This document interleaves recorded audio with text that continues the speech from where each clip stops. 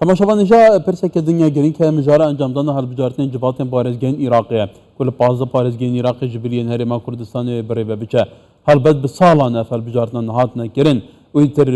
karên civatên parêzgehan jî hemû hatine sekinandan ragirtin her civatên parêzgehan naman li Iraqê belku parlamenterên wan parêzgehan çavdêriya karobarên îdariyên parêzgehan dikin mihallî dîgel û ev hەlbijارtina bêguman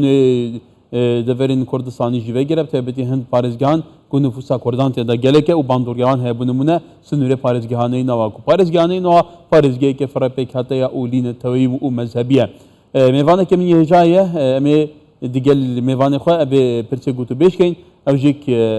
Menav Hesen berpirsê mekteba hilbijartinên liqa 14 ya Partiya Demokrata Kurdistan ya Musilê kayek Menav demata baş be êdî civata parêzgeha em ku hilbijartinên civatên parêzgehan taybetî li sinûrê neyî nava dengên partî zorin te dîtberiya ku ev civata karênan bêne ragetin serûkê vê civatê ji partî bûye gel û bu hilbijartinên civatên parêzgehan partî çi dêwê çi bike wê hevpeymanî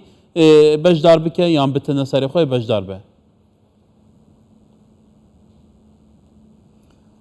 gelek spas wekû cenabê te gotî ya rastî bû me parêzgeha Neynewa parêzgeha duwemel Iraqê û êkiş girîngtirîn parêzgehên Iraqê bû me wekû Kurd û wekû Partî Demokratîk Kurdistan taybetî me hewlek baş daye heqîqeten bû van hilbijartinên bihêtin bêguman heta vê gavê wekû ez zanim li parêzgeha Neynewa em wekû Partî Demokratîk Kurdistan bi ser bi xwe dê beşdarî van hilbijartinan bin çende komisyona hilbijartinên serbixweya Iraqê مولتك 15 روجا دايف همي احزاب ولاين سياسي شئيكي حفت 15 حفت و هاو پیمانیان پیگ بینن حتی وگا وکو پارتی دموکراتیک کردستان ام وکو حزبک اثر بخول پارێزgeha Neynewa دێ بەشدار بن و ما ئامادە کاریەکە باشە کری انشاءالله بله کەواتە سنوورê parêzgeha Neynewa weke te jî gotî taybetî jî bû partî ji ber ku derencamên hilbijartinên Parlemanê Iraqê îzbat bû ku partî zorîna dengan li wêrê dibe kewata ew devereke firepêk hete jî ji aliyê netewî vebe ji aliyê mezhebî vebe ji aliyê dînî vebe partî ser çi binema wê kandîdên xwe dest nîşan bike gelo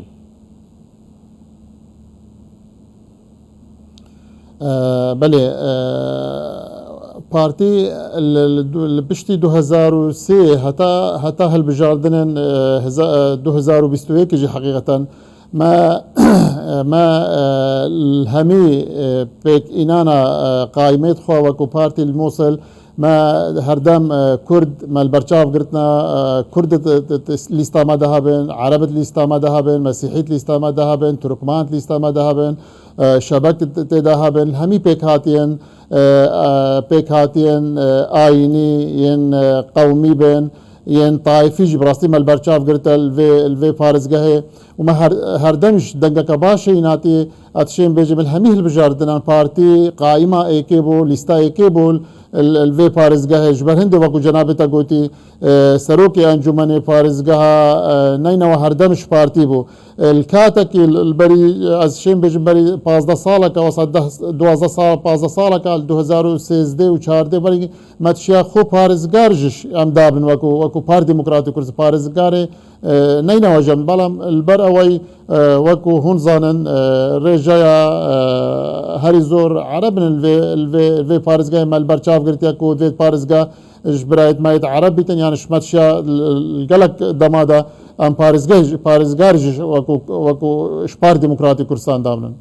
Tu zanî niha rewşa parêzgeha Neynewa taybetî piştî 2014 rewşeke din e xelkê wê gelek aware bûne derbeder bûne rewşa wan tevlî hebûye taybetî jî xelkê şingalê bi sed hezaran derbeder bûne di nava kempan de ne derbiderî derveyê welatî bûne kewata gel û ev rêje bandoriyê li dengên we naket bu vê yekê we çi kiriye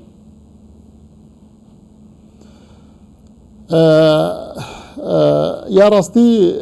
غدرك زيادة الما وكو كرد البارزقها Neynewa تكرين وبتايبت وكو بارتي ديمقراطي كردستان از بيجن بارتي ديمقراطي كردستان جبروي رجاي هري زوري ناف كردادا وناف عربادا بارتي ديمقراطي كردستان بدزبتينتين افا جنابت اشارات بداي مسألة ازديا ودشتا Neynewa غدرك زيدا البرايت ما ازدهاتا كرين الهمي دمادا براستيجنا بتايبت القضاء شنغالي أبا چندين صالة أفخلك ما يشنغالي الكامبادا الخيبات قهادا دجين روشكا زيدا خرابت هين دوان خيبات قهاندا ما هواكو بار ديمقراطي كرسان ما هولك الزور دا براستيج قال حكومة العراقي وأم قضاء شنغالي الروشة أمنية قضاء شنغالي بزفرين جارك هذه وري بري 2004 بلن بداخوا وكو هين وهمي بينارد ما بينن كو أفدس هلاتا أفروكا الناف شنغالي دا يا أنظن بجم يانا شرعي بتلويري وكو أحزاب جدرفي عراقي هاتنا دستالات كنا دستي خود الويري ناهلن أو روشا آرام بتونو أو خلقا بزفر تسرجيخوا من أزبين مدفت إشارة بشتاكي ديجي بدن براستيجنا كما وكو كرد البارزقها نينوا دنگ درك زور نام ميسل دور بلد ميسل دهابون البشتي داعشي او خلق ما لا هفالو لا ينقروا اندامت ما وكو كرد همي احزاب الكردي نكتنها بارتي ديمقراطي هميش دركات دربي موصل بارزقها موصل زور الوان خلقا البارزقهن هوليرو دهوك دجين الوي خلق زياتر البارزقهن دهوك وهولير دجين وكو آور حسابا كوميسيونا عراقي وبرلمانا عراقي بداخوا السراراي الروشة نآرام الشنغالي ودشتا نينوا وناف ميسل دا أفروكا غدركا مازل دنگدرن وان جهاجي كريا كو قوتيا نابتن